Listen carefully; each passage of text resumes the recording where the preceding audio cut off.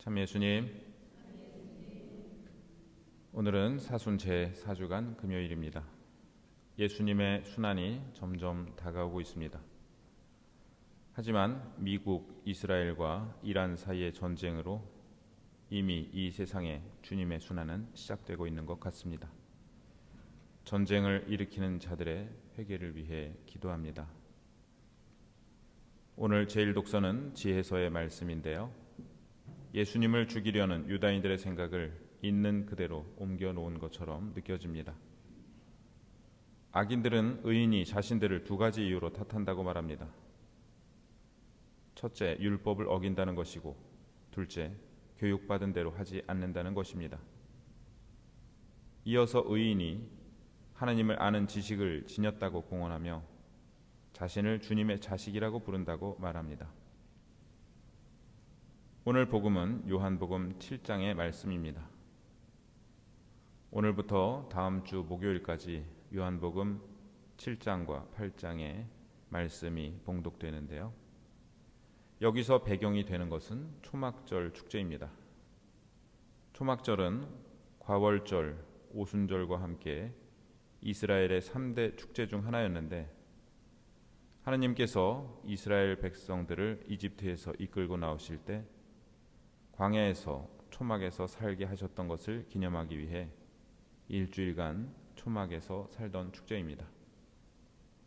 또한 초막절은 한 해의 마지막 수확물인 포도와 올리브를 거두어 저장하는 시기와 겹쳤기에 이에 감사하면서 다가올 겨울 우기에 비가 충분히 내리기를 기원하는 축제이기도 했습니다. 초막절에서 중요한 상징은 물과 불이었습니다. 초막절 마지막 날에는 제단에 물을 부었는데요. 그 이유는 첫째, 광야에서 하느님께서 바위를 쳐서 물을 나오게 하신 사건을 기념하기 위함이었습니다. 이 이야기는 사순 제3주일 일독서 말씀이기도 했습니다. 두 번째 이유는 실로암 연못에서 길어올린 물을 부으면서 비와 하느님의 은총을 간구하기 위함이었습니다. 이 실로암 연못은 지난 주일인 사순 제4주일 복음 말씀에 등장했습니다. 예수님께서는 이 초막절 마지막 날에 말씀하실 것입니다. 목마른 사람은 다 나에게 와서 마셔라. 또한 초막절에는 광야에서 이스라엘 민족을 인도했던 불기둥을 기념하기 위해 성소에 있는 촛대와 횃불을 밝혔는데, 이 횃불이 꺼진 후 예수님께서는 말씀하실 것입니다. 나는 세상의 빛이다.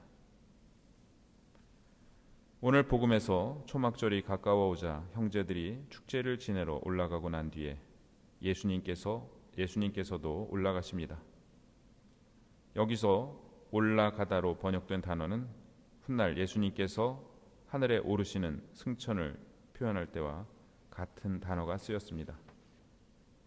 이는 예수님께서 예루살렘에 가신 것이 단순히 축제에 참가하기 위해서가 아니라 당신의 순환과 영광을 향한 신비로운 여정이라는 것을 암시합니다. 예루살렘 주민들 가운데 몇 사람은 말합니다. 최고의회 의원들이 정말 저 사람을 메시아로 알고 있는 것은 아닐까요?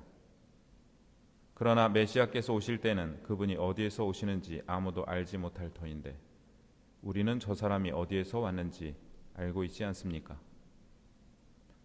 당시 사람들은 메시아가 어떤 분일지에 대해 세 가지 기준을 갖고 있었는데, 첫 번째는 그분이 어디에서 오시는지 아무도 알지 못한다는 것이었습니다.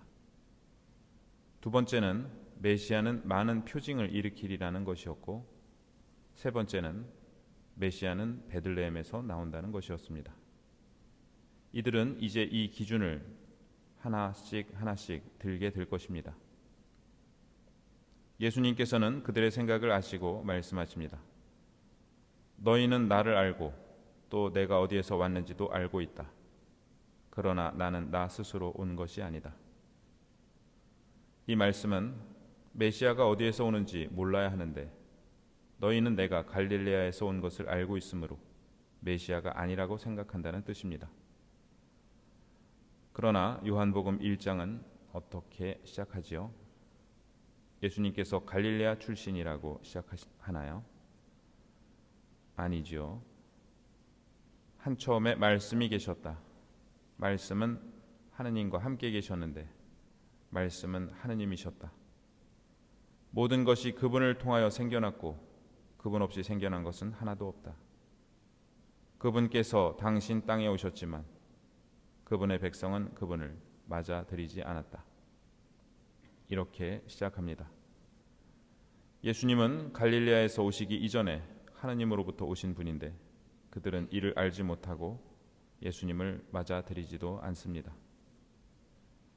예수님께서는 이어서 말씀하십니다. 나를 보내신 분은 참되신데 너희는 그분을 알지 못한다. 유다인들은 자신의 주위에 있는 이교도들과는 달리 자신들이 참되신 하느님을 알고 있다는 것을 대단한 자랑으로 여겼습니다. 그러나 예수님께서는 너희는 그분을 알지 못한다고 말씀하십니다. 오늘도 그들은 하느님을 알지 못하는 것 같습니다. 하느님을 아는 사람은 전쟁을 일으키지 않습니다. 하느님을 아는 사람은 하느님께서 무엇을 원하시는지 아는 사람입니다. 하느님께서 원하시는 것은 전쟁이 아니라 평화이고 죽음이 아니라 생명이고 복수가 아니라 용서입니다. 우리는 하느님을 알고 있습니다.